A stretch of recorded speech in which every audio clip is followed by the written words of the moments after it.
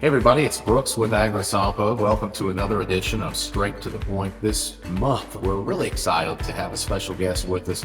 Dr. Gary Schnitke from the University of Illinois will be joining us. And we're going to be talking about base acres and the changes that One Big Beautiful Bill Act brought on, and find out the things that are important to us as we make these selections over the coming months.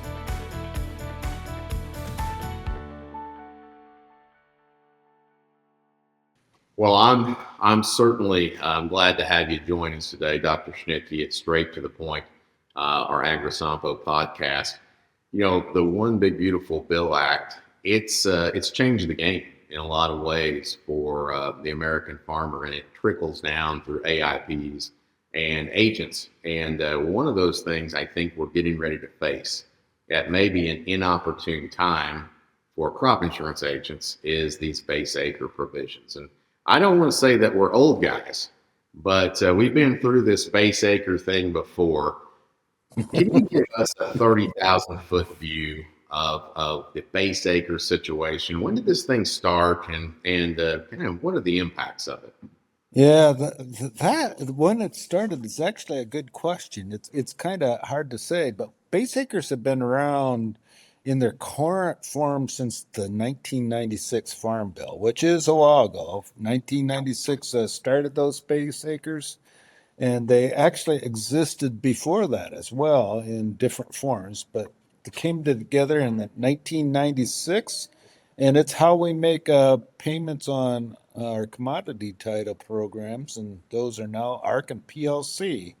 So they're specific to a farm service agency farm. So each farm service agency farm has a base acres, and they don't change unless legislation allows them to change. And this one big beautiful bill is allowing them to change. So we're getting ready to change those base acres again on some farms. So it sounds like initially we're looking at 30 million acres as an allocation. And you guys did a great job in your Gardener series on showing and illustrating where those are at on a kind of a state by state estimate. How are those going to be distributed in your mind across all the states? Yep. So it's important to note that those 30 million acres are additional acres. So everybody's current base on their farm will change the same, and some farms will increase their base acres. And those base acres will increase if in based on three different types of acres. One is if the farm has planted more crops to program crops, corn, soybeans, and wheat in the case of Illinois. And those will be based on average plantings from 2019 to 23. So if a farm's planted more than their current base acres, they'll add acres. They can also add acres if there will be some non-eligible crops currently that are non-program crops that will count towards the base acre update, and that could be 15% of the total acres. And then there is the generic cotton base acres, which won't be a Midwest thing, but those will also be added.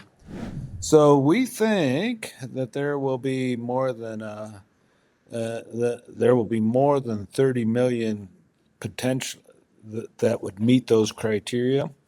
And then FSA is going to allocate those, prorate those, so that total added acres total 30 million. Illinois and the Midwest will get some of those. Texas will get some of those. The southern crops will get some of those, but Texas and in the South will gain the most. Midwest will have a lot of farms that will be eligible for additional base acres. So you mentioned that 2019 through 2023. I guess the overall goal would be to try to better match those base acres with what is Yep. actually being planted out there. So yeah. So well, that would be a goal, but given that it will on those new acres cause them to more representative of what's planted out there. The old base acres won't change, so those align better, Yeah. but the new ones will. Yeah. So Do you see a winner and loser in this thing as you look across the states? Is there one state that maybe you see as a winner on this yeah, allocation? yeah, Texas will probably win the biggest. Yeah. Yeah. And as you get up into the I states, I'm assuming you'll have lesser changes on those acres over. Yeah, lesser changes in the I states, but still, and again, farmers should watch this. Crop insurance agents should watch this. If they have, for example, 100 tillable acres on that farm, and they have 80 base acres, there'll be most farms are planting most of their tillable acres to corn, soybeans, and wheat, so they will have the potential to add. So, yeah. When we look at navigating the process of this for farmers, and a lot of farmers rely on agents, that's the whole purpose of the podcast. Um, what considerations should we take in? I know in the past it was almost a little bit like a game. At Mm. least in a lot of areas, we want to try to get as many acres of X, whether it's corn or wheat versus soybeans. What considerations should farmers and agents take into account as we go through this process? So this time, it there's actually about one decision that a farmer will have to make, whether they will take the base acres or not.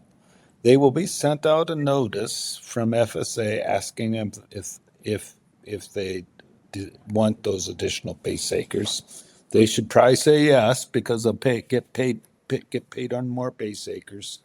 The thing that crop insurance agents and farmers should do is make sure FSA has the correct acres from 2019 to 2023.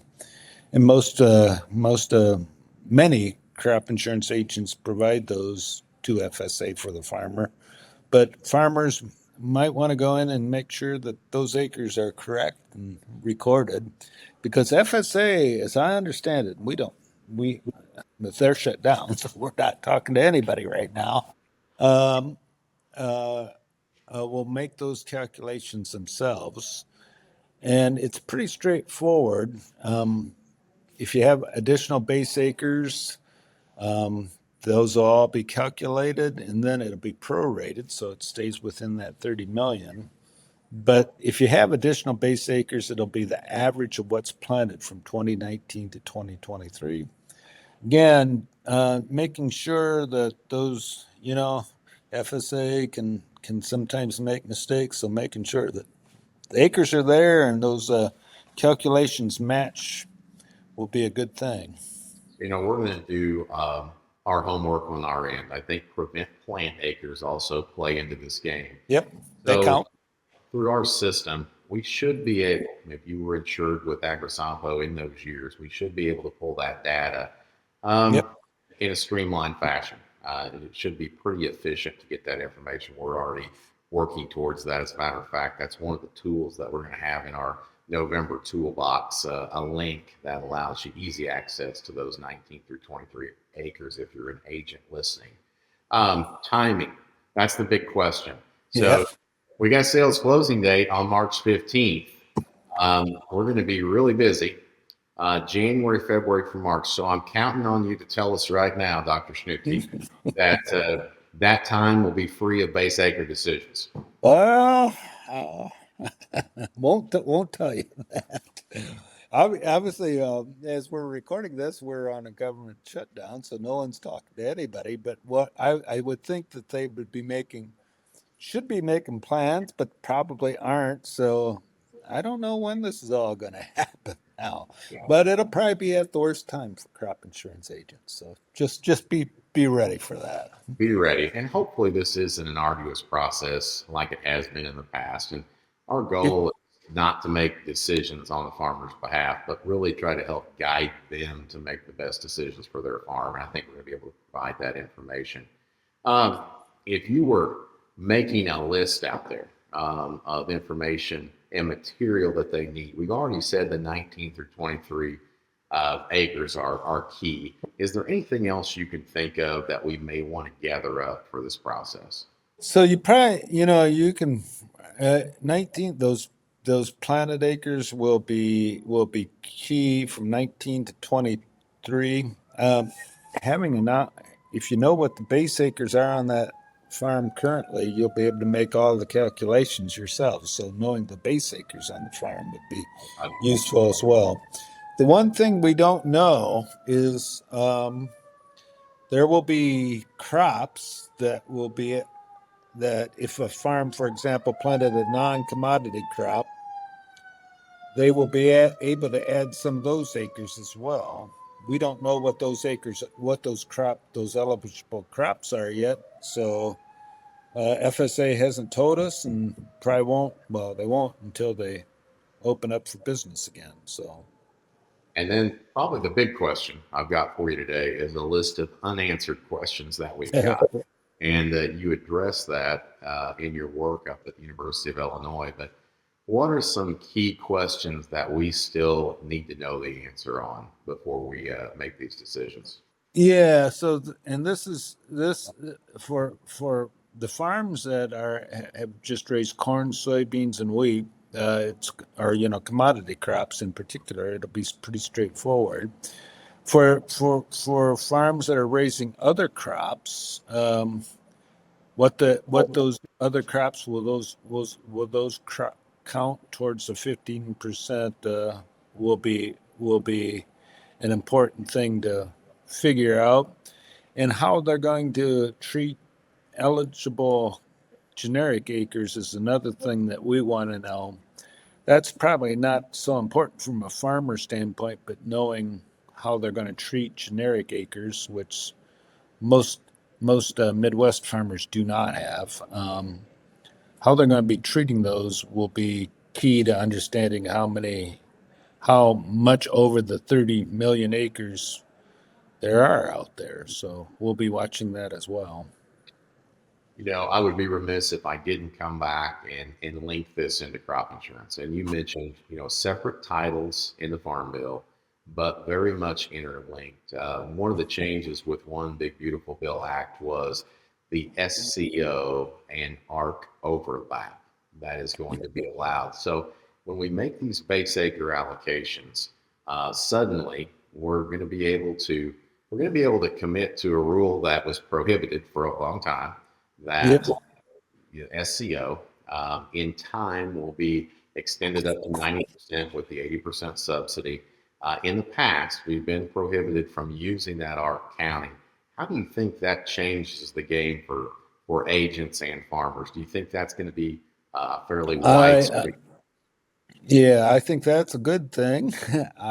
Because before this, if you signed up for Ark County, and Ark County was the one that made more payments for corn and soybeans in particular, you couldn't take SCO. Well, now all of a sudden you don't have to worry about that, which is a good thing. So farmers can make their commodity title decisions, and then they can make their crop insurance decisions, and not worry about whether they're going to take our county in SCO, because, or, before you would have had to take PLC even if you didn't want it. Well, now you don't have to do that. So that's a good thing. And I think you really look into the details of One Big Beautiful Bill Act. On the outside, it didn't look like major changes. When you really get down and see how Yeah. things are implemented, there are going to be a lot of changes that affect, I think, how we provide crop insurance in the future. I think that I would guess, at least in the Midwest and probably throughout the country, we're going to change the mix of the risk protection we've had in the past. What are your thoughts on that? No, absolutely. And when that 80% subsidy comes in for SCO, um, farmers should look at that, and they should. And I'm not saying they necessarily should. Everybody should take it, but 80% subsidy is a big deal, and they farmers need to look at that. Yeah, yeah. Well, I really appreciate the time. While I've got you here, in regards to One Big Beautiful Bill Act, a few of the things that we're tackling on Straight to the Point are kind of issues that have come out of that. And I wouldn't say challenges, but opportunities. It's always something different. In January, our focus is going to be on the very thing we just talked about, the changes to endorsements, how we need to look at that. Is there anything else in the scheme of the bill that you see as a primary change or primary motivator of change for the farmers in the Midwest? No, the SCO, the 80% subsidy, and then moving up to 90% is a big deal. So farmers do need to really rethink their crop insurance decisions. And the one big beautiful bill also changed the reference prices, the statutory reference prices, raising those, and they also increased the Ark County the coverage level from 86% to 90%, and also increased the payment band. So I would say, given those changes, farmers again need to look at those choices because the the parameters have changed. I think most farmers will probably still find Ark County to be the better alternative and for corn and soybeans, but we got to look at that and really look at that closely. Yeah, big changes to cotton and stacks, and Yep. we'll cover that down the road. But Dr. Schnitke, I really appreciate you taking time out of your day to join us here at Straight to the Point. And hopefully, when these base acres are set to go, we're going to have the information ready for the agents out there at the farmers and make some good decisions. Yep. I bet you that all happened. So Yeah. Well, I appreciate your time. you're welcome. Thanks for having me. Really hope you enjoyed this month's segment of Straight to the Point from AgriSompo. You know, at AgriSompo, we realize that you set in the first chair position the primary relationship with the American farmer.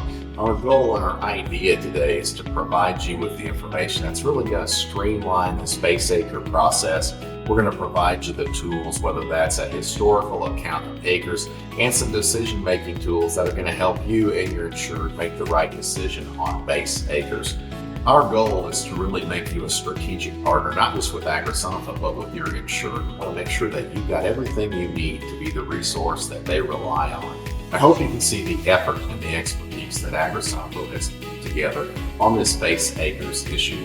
These changes brought on by the One Big Beautiful Act are right on the horizon. Our ask today is we want to be the provider of choice for your business going into the future. Thanks for joining us on this month's edition of Straight to the Point. Subscribe now and join us as we explore the tools, trends, and tactics shaping the future of crop insurance.